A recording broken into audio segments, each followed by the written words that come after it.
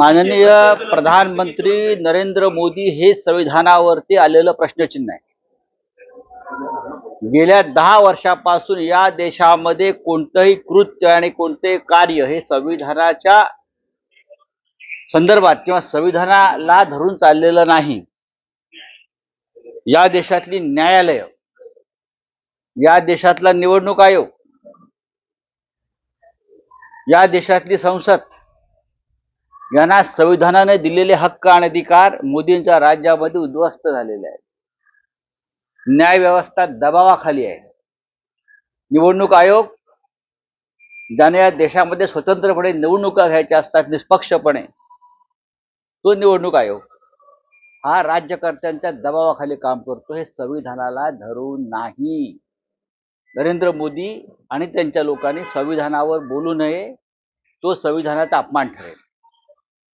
मोदी यांनी सांगावं त्यांनी गेल्या 10 वर्षामध्ये कोणतं कार्य संविधान मजबूतीसाठी केलं हे त्यांनी सांगावं ना. भारतीय जनता पक्षानं सांगावं. ज्या पद्धतीनं या देशामध्ये मग विधानसभा असेल, लोकसभा असेल, विरोधी पक्षच राहू नये. विरोधी पक्षाला संविधानामध्ये, संसदीय लोकशाहीमध्ये अत्यंत महत्त्वाचं स्थान आहे. पण विरोधी पक्ष राहू नये. विरोधी पक्ष आमच्या टाचेखाली असावा.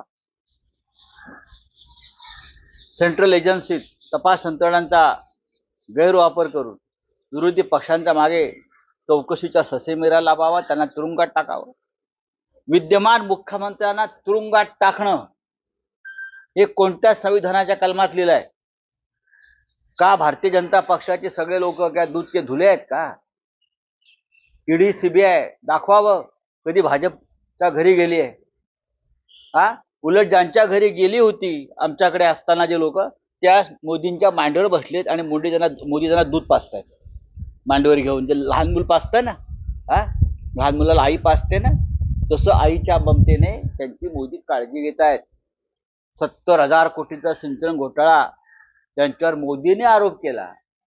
त्यांना तुमच्या उपस्थितीमध्ये उपमुख्यमंत्रीपदाची शपथ दिली जाते. हे कोणत्या संविधानात लिहिलेलं आहे सांगा ना. संविधानातल्या कोणत्या कलमात लिहिलेलं आहे सांगा तुम्ही. ज्या पद्धतीनं या राज्याचं सरकार आमदार फोडले, 10व्या शेड्यूलनुसार सगळे अपात्र ठरायला पाहिजेत. नरेंद्र मोदींच्या दबावाखाली सर्वोच्च न्यायालयानं चंद्रचूड यांनी निर्णय दिला नाही. एका संविधानामध्ये बसतंय का? चंद्रचूड यांच्यावरती खरं म्हणजे खटला दाखल केला पाहिजे.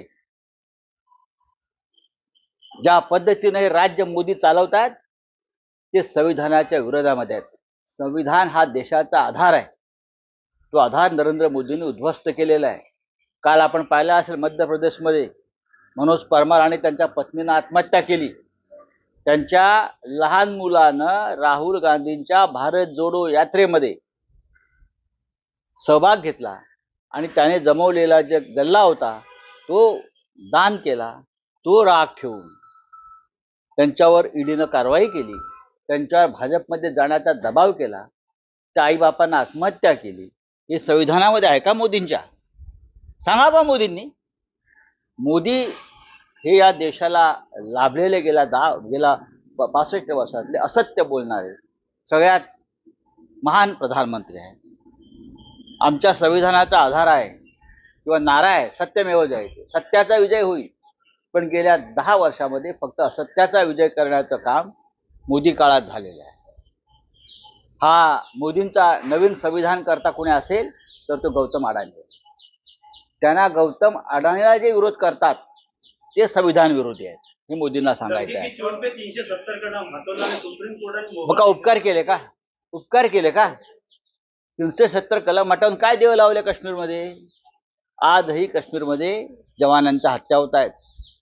आजही काश्मीरमधला तरुण बेरोजगार आहे. नवीन उद्योग आला नाही. आजही तिथे सैन्याच्या ताकदीवरच राज्य सुरू आहे. 370 कलम हटवलं सांगताय कोणाला? ठीक आहे हटवलं. पुढे काय? मणिपूरला जाऊन दाखवा. काश्मीरचा विषय संपलाय. तेच कसलं भजन करताय? हिम्मत असेल तर काश्मीरला जाऊन दाखवा आणि गौतम अडाणीला सांगा की मणिपूरमध्ये एखादी प्रॉपर्टी घ्या सरकारची आणि तिथे उद्योग काढा. आहे गौतम अडाणीची हिम्मत?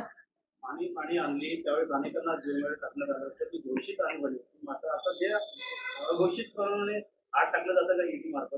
बघा, आणीबाणी ही उघडपणे आणली. नरेंद्र मोदी असं म्हणतात की तेव्हा भूमिगत राहून कार्य करत होते. भूमिगत आणीबाणी 1975 साली उघडपणे इंदिरा गांधींनी आणली. ती काही लपवून आणली नाही ना.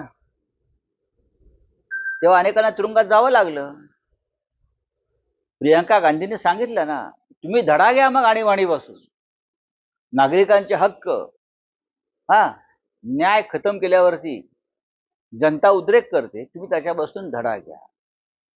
आणि इंदिरा गांधींनी त्यानंतर निवडणुका घेण्याची तीही बॅलेट पेपरवर किंमत दाखवली, पराभव पत्करला, पण लोकशाहीचं रक्षण केलं. मोदी करणार आहे, अख्खा देश ओरडतो आहे की बॅलेट पेपरवरती निवडणुका घ्या. मोदींची हिंमत आहे.